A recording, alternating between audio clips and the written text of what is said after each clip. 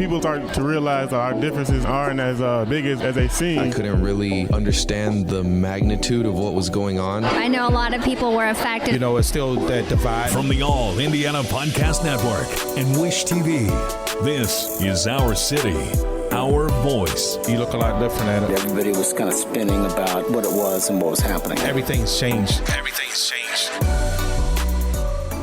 As Wish TV celebrates Black history, we're going inside a historic downtown apartment building with a rich history. Lockefield Gardens has not always operated as a typical complex. News 8's Cody Adams is there. Take us back in time, Cody.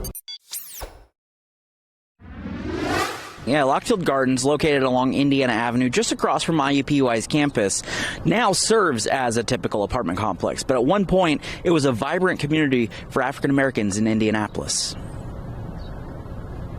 There was poverty. We're coming in and out of the Depression. The housing stock was pre-war in many cases, in many cities.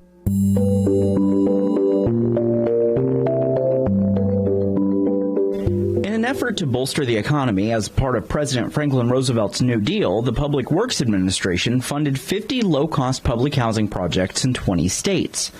Lockefield Gardens was the first major public housing property in Indianapolis. It was also specifically designed for African Americans.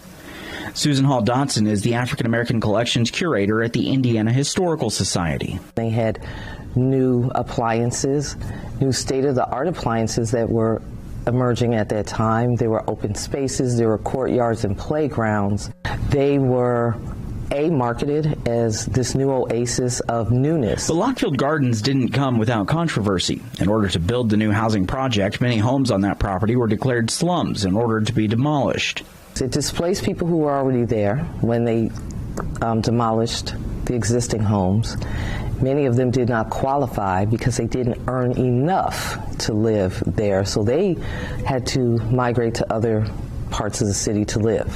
Hall says the creation of Lockefield Gardens also created an intentional divide at the time. There were white housing projects and black housing projects, so then it created the segregated divide. So where people may have lived together based on income, now they were based on race. Lockefield Gardens opened in 1938. Long before that, Indiana Avenue was a flourishing area for black culture in Indianapolis. Dr. Patricia Turley is an assistant professor of Africana Studies at IUPUI. It was the residents that took this ownership and really built this community together. The addition of these new living spaces only added to an already thriving community. The residents who lived there continued to build a place where black Hoosiers in the city could have fun, relax, and watch their families flourish. That sense of community, that sense of family, even if they're not my children, I'm going to be watching out, making sure, now you ain't supposed to be doing that, right? So those types of things we saw in Lockefield. But things began to shift for Lockefield Gardens in the 1950s. As communities began to be more integrated and upkeep of the property began to waver, it wasn't long before many of the residents began to move. Expansions and other things were creeping around Indiana Avenue neighborhood and Lockefield before they actually closed it. Much of the area continued to change, and in the late 1970s, the apartments closed and were partially demolished. This made way for IUPUI's expansion in the 1980s. After demolitions, only 6 of the original 24 buildings remained, and they were placed on the National Registry of Historic Places. The other units were rehabilitated, and new ones were built to house the athletes of the Pan Am Games in 1987. After the games, the apartments were rented out to IUPUI students.